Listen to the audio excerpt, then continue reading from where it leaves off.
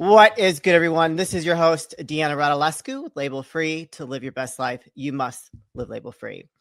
And I'm back with another incredible guest. Today's guest is a expert money coach. Now, I know all of you out there probably could use one of those, and a financial educator who teaches women how to master all areas of their finances, from budgeting and paying off debt to investing, building wealth, and retiring early. Please welcome Dr. Annie Cole. Dr. Annie, welcome to the show. Yeah, thanks for having me. I'm really excited to be here.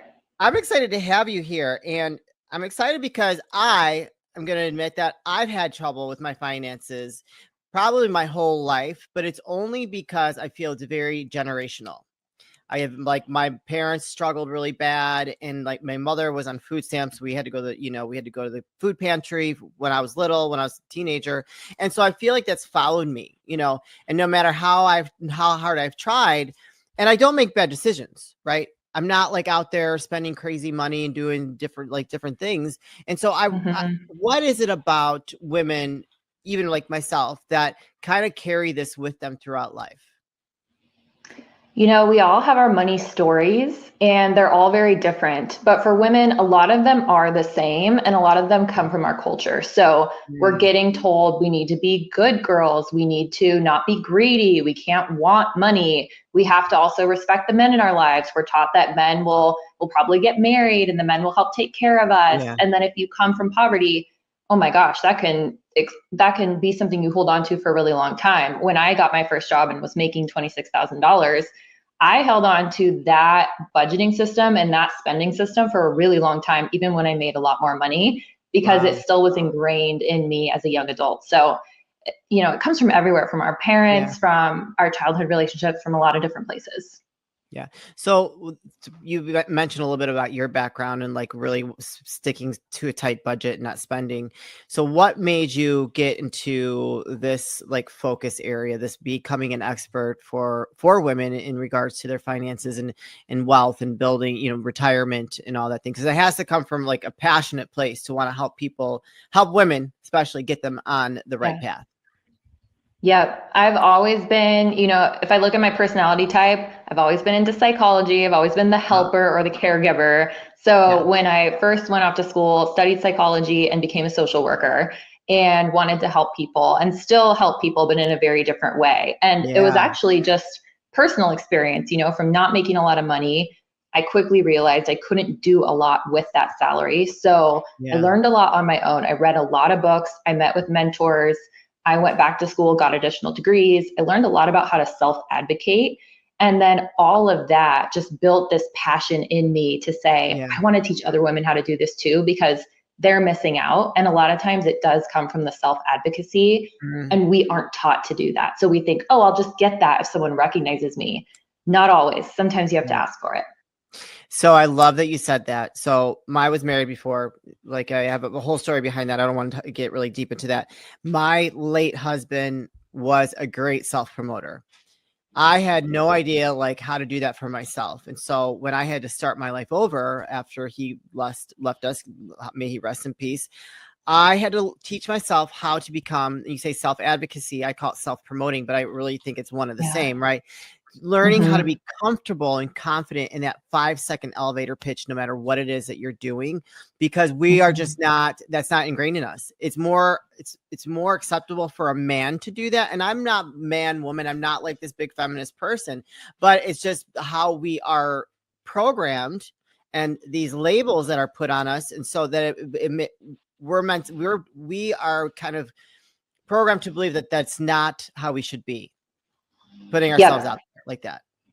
Yeah, absolutely. And it comes from a lot of different places. We get a lot of messages, especially as women, and it can show up in little ways, not advocating for yourself, not believing you are capable of doing something, but also, especially when it comes to money, we might feel like, oh, I'm not going to ask these questions because I should have that figured out, or that might be a dumb question, or I'm not going to ask for the raise because, well, if my work was good enough, they would just give me a raise. Or, I have this title and I think I should get a title change, but I'm not going to ask because I don't want to rock the boat. So we just have these very people pleasing, again, good girl mentalities that we think are going to help us, but really That's not what men are doing. Men are out there No. pushing, pushing, pushing, and Yeah. then succeeding. And honestly, the more I've learned to self-advocate, I don't know if you feel this way, but you actually become really comfortable with it and it feels very natural. It doesn't feel pushy at all. It's just Yeah. having open conversations where you know your worth and you ask for things, and Yes. it feels good.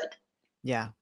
It took me a long time to get here, and I've been able to, so it's been interesting. Like, I've learned how to embrace that feminine side of myself, but also take that other side of self-advocacy, self-promoting, and not feel bad about it, because there's a certain level of comfortability, vulnerability, and confidence that are all kind of wrapped in one, where you're just like, here I am, love it or hate it. This is who I am. This is what I deserve. And I'm not going to accept anything less. And I think that that is a very powerful place to be. And I say vulnerability because you have to be vulnerable so that people see who you truly are when you are that confident and are okay with feeling that way. Yeah. And it's also very vulnerable to ask for something and potentially get rejected. I will just Yes. say, I share this a lot because I want to be transparent as a coach and talking about money in my own life. I've asked for raises and gotten told no. I've applied to jobs and not gotten Oh, accepted. yeah. I've done all the things. And that's what's going to happen when you start taking those risks. You're going to have some successes and you're going to have some failures. So you do have to also embrace the fact that it's going to be raw. It's going to be vulnerable. You're going to open up some new parts of yourself that can be a little bit scary. Oh gosh, yeah. But that's kind of part of like what allows that growth to happen, right? And Yeah. allows you to refine that self-advocacy and learning more about what's going to work for you and what you're advocating for yourself. So for me, it's this media space I've carved out and continue to grow. And it was a very uncomfortable journey. For you, you are a financial expert, money coach and financial educator for women, and kind of teaching them like the taboos around that. And so like, I'm sure you didn't hit the ground running. No.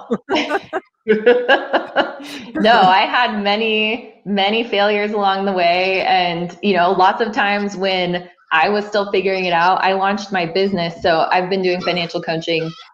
My business is Money Essentials for Women, and I launched it last year. And when I first started, I didn't know everything. I was just guessing and moving forward. And the passion really just was what led me. And I think for a lot of us, we just want to make a difference in the world. So we go and take these risks to move forward. And but yeah, it's never going to look perfect. You're always going to take risks.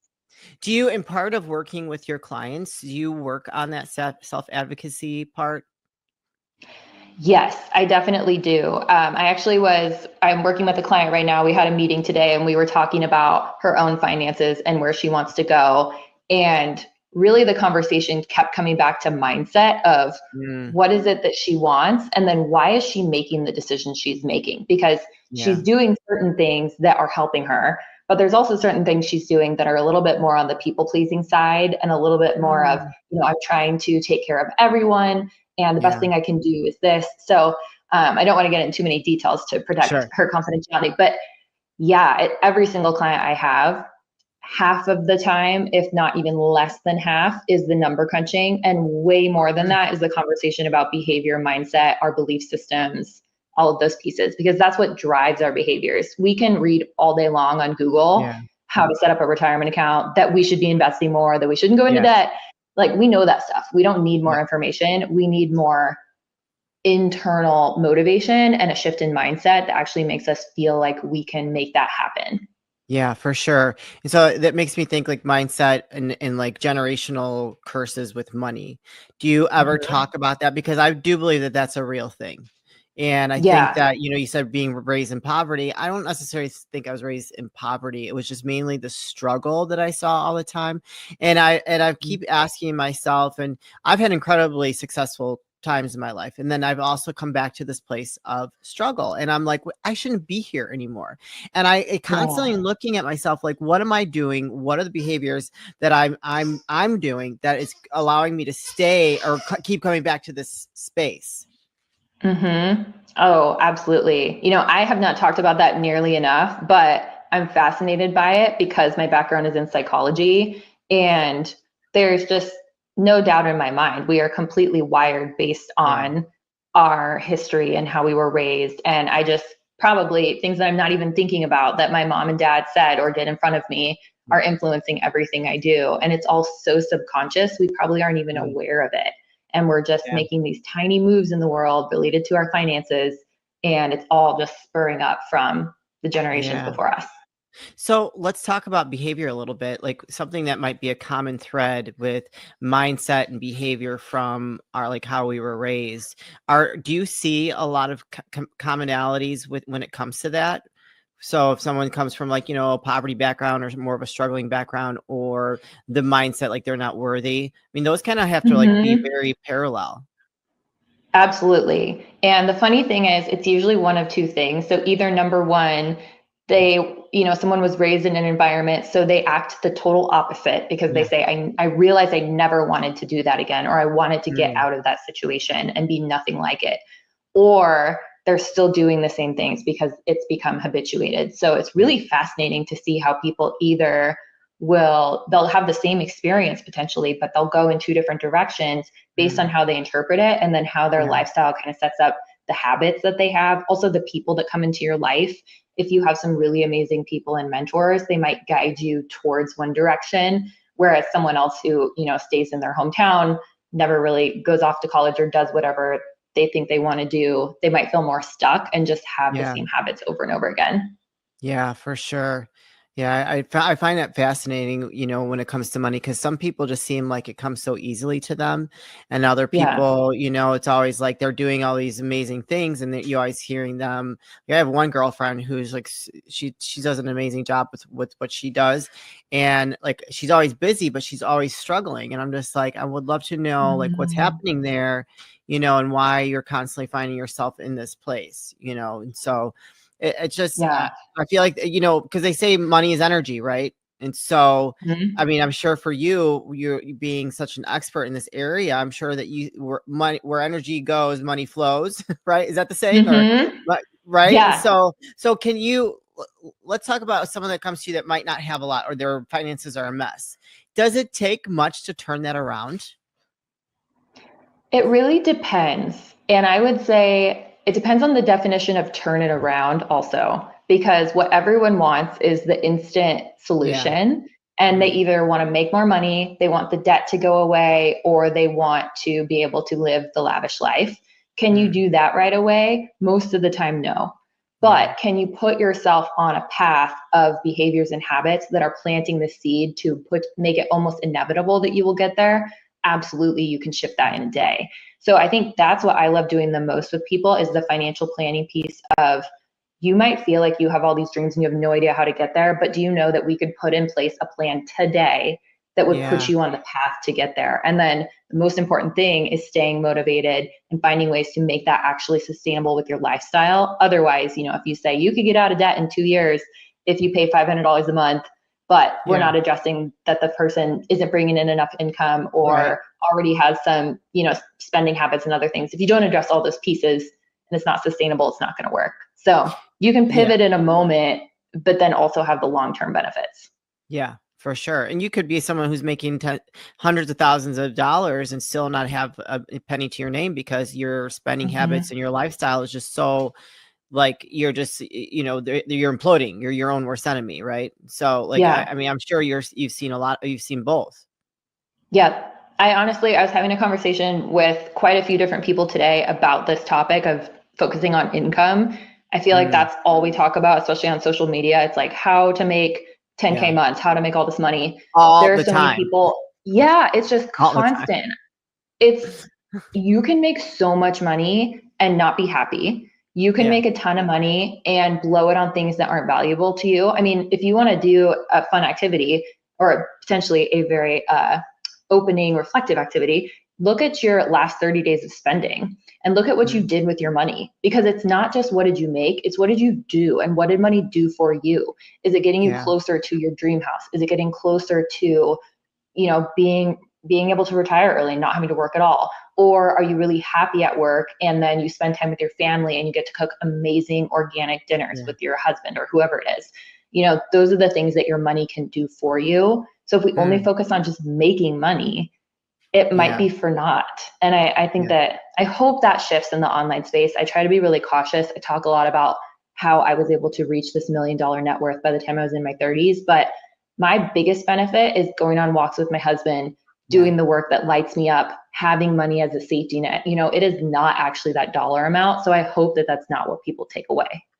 Yeah. And that's very clickbait stuff that we see on social media. Yeah. I see it all the time too. And I'm just like, this is not realistic. And this, and it's just like, that's a great idea in your head, but I'm sure like what's behind it and what you'd actually have to do to get there is probably not attainable for most people. You know what I mean? Yeah. And I mean, there's very few people that are making that 10K a month by seeing that ad and clicking on it. And like you said, like the happiness piece. So I lived a bit lavish lifestyle, my previous lifetime with my late husband, and like, we didn't get to enjoy it. And I was miserable.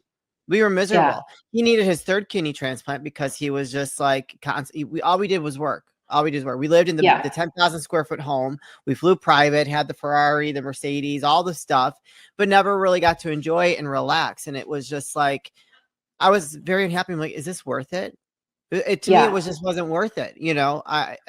I have the experience and I can like reflect on it in that life that I had. A lot of people would never experience in their life, but I wasn't happy.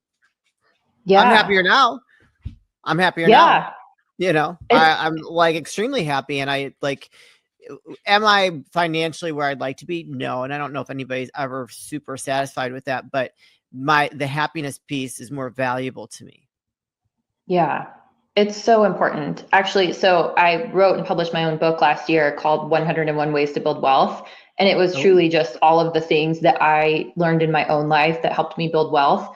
But there's 5 chapters, and I purposefully, the first chapter is vision and mindset, because I think this topic is so important. And if you do not have a vision and you just jump straight to creating income or trying to retire early or buy a boat, like whatever the thing is, it really will not matter. It won't matter. And we don't want to get to be later on in life chasing money for what? And then you didn't spend time with your loved ones, or you didn't take care of your health. There's ways to do both, but it really, if you start with vision, you might be amazed at what you come up with. Maybe you're like, actually, I hate what I'm doing. Like you said, maybe you have a lot of money, but you're actually not even happy, and you want to make some shifts. And that's a common thread with a lot of people that are on my show. They had these very high power jobs making a lot of money, and they just weren't satisfied. They're like, on the outside, everything looked great, but on the inside, I was just, very unhappy and miserable. And the one guy, he was a CEO of I can't even imagine what his salary was. I think he told me, I just don't remember. And he was just like, he became a terrible drug addict because he had so much money. He was so unhappy. And like, he started chasing that, right? Self-soothing. And on the outside, everything looked great. He's probably the envy of a lot of his friends, a lot of envy of his family. And here he is as a drug addict and chasing that high and just like really just spiraling. Right. Yeah. So that's not the answer. The answer to me is finding what you do, your passion, my passion, finding the happiness in that, and being able to set yourself up smart financially that is going to make sense for your life long term. So, do you have a success story of like maybe like a dramatic success story that you could share with us? No names, obviously, of someone that came to work with you, what the circumstances were and how you worked them through where they were and what they wanted to accomplish and what it looked like at the end. Yeah. So I met with someone last year. We met and she immediately said, I want to talk about my finances. I used to be really on top of it. I let credit cards get the best of me. I have a ton of debt. I just want help getting out of it. And so we created this whole financial plan. I was so proud of her. So something that a lot of people don't know, you can negotiate your debt. Yeah. You can negotiate so many pieces of your debt. So you can call and get temporary hardship stops. So you don't have to make payments for a little bit. You can have interest moved further down the line. So you're not accruing a lot of interest. You can get payoff amount. You can do all kinds of stuff. So she went and one by one worked with all the different companies, laid out this entire plan to pay off her debt. And by the time we were done, it was like this super emotional weight had been lifted off of her shoulders because she knew exactly what she could do. Not only that, but she had a plan. I think during our last meeting, she was interviewing for a job. And then she also had a complete budget outlined for the next 3 months so that she knew what she could do moving forward to no longer be in debt and using her Yeah. credit card. So it was just such a cool thing, because it takes a lot of strength to face your debts. Oh yeah. And then she made this whole plan and stuck with it. And she doesn't need you anymore, no? No, and that's my goal. I don't want I want people to come in, we create a plan, and then you don't need me anymore. That should be the goal. There's some amazing financial planners, tax strategists, investment managers. You can work with those folks for a lifetime. That's not what my work is. My work is really being that you come in, we create a plan, I connect you with the people you need, and then I can be a lifelong support, but you're not going to need to work with me day in, day out for a long time. I love that. Yeah. Like, get in and get out. We want you to succeed. Okay. I actually had someone on the show. I had someone on the show that I recorded with, and he was really focused on building wealth within your family using like insurance policies. Do you ever introduce your clients with that? I was fascinated. I had never heard about that before. I think it's fascinating. I don't talk about it because I'm really clear with everyone to say that my background is that I'm a data analyst and an educator. So I'm really great at crunching the numbers. I can teach you a lot about the basics. I'm not certified to talk about insurance or investment strategies. So I try to steer away from those. But personally, in my own life with my husband, we have had all the conversations about the different insurance policies and the coverage we can get. And it's fascinating. Yeah, there's a lot of different things you can do. And then even investing, I have my investments, my husband has his investments in the stock market, and then we also have real estate investments. Yeah. So there's just so many things you can do to build wealth. Yeah, he was explaining to me like how you can invest in this policy and take a loan out on it that it doesn't affect your investment in the policy and it continues to grow. And I was just like, my head was spinning like, whoa, like sounds like something I should probably learn a little bit more about, because you start now and like, it just, I think there's so many secrets out there that people don't know that, that we could take advantage of once you get in a good place to do so though. Yeah, it's little stuff, right? Like when I was learning about stock market investing, at first, I just leaned on my representative, right? The person you get assigned when you get a job, you meet them once a year, they tell you you're on track. But then later on, I realized, actually, whatever I'm invested in, it has an expense ratio, which is the amount of fees you're going to pay. And there are different expense ratios. You can invest in an index fund or an ETF, and I won't get into all the details, but you should look at what you're invested in and look at what the fees are, because you can pay so much money in fees if you're not aware of it. And a lot of people aren't, because they're not taught that. I know someone I need to tell that to. I'm like, here, can you look into this for yourself? They're doing something right now with their investments, and I'm like, yeah, I need to just highlight that for them. Yeah. Fees are a big one. So either are you paying someone to actively manage your accounts? You can pay a fee for that, or you can self-manage. And then what you're actually invested in, if it's an individual stock, an index fund, an ETF, there's different types. Those will also have what's called an expense ratio attached to them. And so both of those things you should be looking at. And then one out of those three, because it's three, right? So ETFs are really affordable and have really low expense ratios. So I tend to lean towards ETFs. It just depends on your comfort level too. Do you want to have someone actively managing? Do you want to just invest in a fund that's following the market? There's just such a wide variety of things you can do. I have used advisors at times to meet with them and get some insights. I don't have someone actively managing my portfolio, but you might decide that you want to do that. Yeah. I used to be very like, I'm just digressing, but I used to actually understand stocks a lot more when I was like in my early 20s. If I looked at that today, I would have no idea. Like I should have really like stuck to that. Like that was a skill set I had. I just was like, I lost interest because it wasn't exciting to me in my early 20s. I'm like, I want to go party and I want to be like, woohoo, out there, out and about. But I was good at it. I was actually making a little bit of money with it, and then I let it go. I just stopped. But well, and I am definitely on the lazy investor side. I will invest in ETFs and let it sit for decades. So I've never done stock trading. That's definitely not my approach. But again, it comes back to who you want to work with. What's your risk level? Are you looking for some immediate returns? And you can find the people that will meet the kind of investments you want to do. Yeah. So what does it look like if someone like is listening to this or watching this and they're like, oh, Dr. Annie, she knows a lot and I'd feel comfortable working with her. What does that look like if they were to reach out to you after listening to this or watching this? There's quite a few different ways that we can work together. So number one, my book is the easiest Okay. do-it-yourself method. So you can buy my book on my website. Again, it's 101 Ways to Build Wealth. It just Okay. covers anything and everything you can think of when it comes to making money and building wealth. So I definitely start there. The other thing I offer on my website is a budgeting template, and it's Oh, actually a okay. template, but it comes with 2 hours of videos.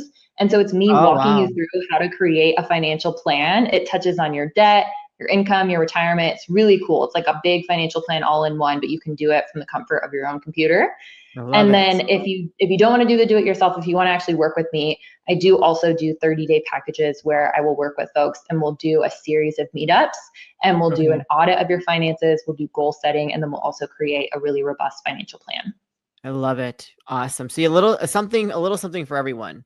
And like their Yeah. comfort zone, like just to tip their toe in, like maybe high level, like get your book, do the budget, watch the videos or like work with you directly. Yep, Yeah, absolutely. I love that. Where can people find you, connect with you and learn like where all these fun things are at? Where is it all stored at? Yeah. Yeah. The best spot to go is my website. So it's Okay. money-essentials.com. Everything is there. You'll find my Instagram, my LinkedIn link there. Yeah. We do a ton of online events. So I definitely want to mention that because Ooh. I connect with experts from all sorts of spots. We have tax experts, debt, business, side hustles, career growth. We have people that come in. I think we have about 15 workshops coming up in the next 2 Oh, months wow. alone. These people Okay. just run free virtual workshops for women about money topics. So it's all on the website. Check it out, free to sign up, and you can just come learn about whatever topic fits you.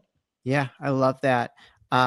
That's amazing. You guys, I'm gonna put the link. I'll put a few of her links in the show notes. So if you want to learn more of working with Dr. Annie, purchase her book or get that budget in the videos, go to her website, go click the link, go give her a follow, and reach out to her if you're interested in learning more of working with her. She's very lovely. I'm sure you would be. It doesn't hurt just to have the call and see where it goes, especially if you're a female and dealing with some financial stickiness, since that's she's going to help you get unstuck. Yep, absolutely. Dr. Annie, this is the part of the show where I like to ask for last words of wisdom or advice. What would you like to leave with us today? The one that's been coming to my mind lately, someone asked me about a phrase that I've been really chewing on, and I keep coming back to why not me? And Mm, I think that that is something that a lot of women don't ask themselves because they think that's a little selfish or greedy or a little mightier than thou to think, well, I can do anything. But honestly, I want you to think, why not me? Why not me being capable of becoming the yeah. first millionaire in my family, building this business, moving to Italy, Yeah. whatever it is you want, there's nothing about you that makes you less than any other person. And there's nothing bad about having these really extravagant, amazing dreams. So Mm. just let that sit. Even if it doesn't feel like you believe it yet, let it sit and mull that over. I love it. That just gave me goosebumps. But again, kind of going back to the self-advocacy part, why not you? Yeah. You are totally worthy. Yes. You're totally worth it. And just like, wherever you are in your journey, just know that you are worth whatever dream that you have and it is possible. So, Dr. Annie, Yeah. such a pleasure. Thank you so much for the work that you do, being here today, sharing your gifts with us, and looking forward to seeing some of those online events. I might be jumping in one here and there and hoping it helps. I got a little stickiness. I'm not gonna lie. I'm completely transparent. Okay, so I am not better than anyone else. And so I'm here to Yeah. learn just like you. So don't hesitate to click those links and reach out to her. But it's been an absolute pleasure. Thank you for being an incredible guest. And yeah, till next time. Thank you. Yeah. Thanks so much. You're welcome. You guys, this is your host, Deanna Radulescu with Label Free Podcast. To live your best life, you must live label free. As always, don't forget to subscribe, follow, rate, review, comment, share, all those good things. And I'll be back soon with more dynamic guests.